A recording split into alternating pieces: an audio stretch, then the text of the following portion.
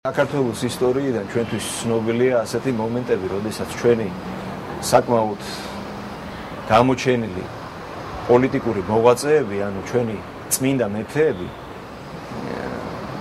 16 წლის ასაკში იკურთხებოდნენ და ადიოდნენ სამეფო ტახტზე. და მათზე არა მარტო მოდიოდა თქვათ ოჯახური საკითხების გადაწყვეტა, არამედ მთელი სახელმწიფოს მართვა წარმოიდგინა. პირველ რიგში ბავშვისთვის, მოზარდისთვის უნდა იყოს სკოლიდან მოყოლებული, უნდა იყოს გათვალისწინებული ის მომენტი, თუ ვისი გორისაა, საიდან მოდის. აი ეს უნდა აუხსნათ ბავშვს. და მან უნდა იგრძნოს ეს პასუხისმგებლობა თავისი ერის, თავისი ოჯახის წინაშე. აი ენა, მამული, სარწმუნოება, წმინდა ილია მართალმა თქვა, აი ეს სამი რამ მის გულში უნდა იყოს.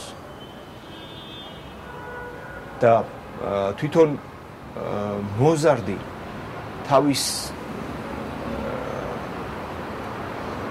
თავს ვალდებულად უნდა თვლიდეს არა მარტო ოჯახის წინაშე, არამედ პირველ რიგში უფლის წინაშე, რომ უფლის წინაშე იყოს მართალი, უფლის წინაშე იცხოვროს უცოდველად, უფლის წინაშე უნდა იცხოვროს ქრისტიანულად, რომ საკუთარ სულზე ფიქრიდან გამომდინარე მან რაც შეიძლება ნაკლები შეცდომები დაუშვეს.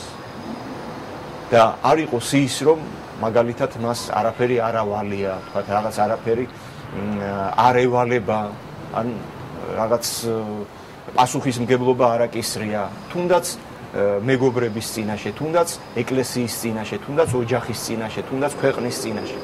პირიქით, ბავშვი უნდა აღიზარდოს ისე, რომ მან შეიგნოს ის და გაითავისოს ის, რომ ის ვალდებული აბსოლუტურად ყველას წინაშე. პირველ რიგში უფლის წინაშე, რომ ის იყოს სუფთა და წმინდა, როგორც ჩვენი წინაპრები იყვნენ და როგორც ქრისტიანები ცხოვრობდნენ.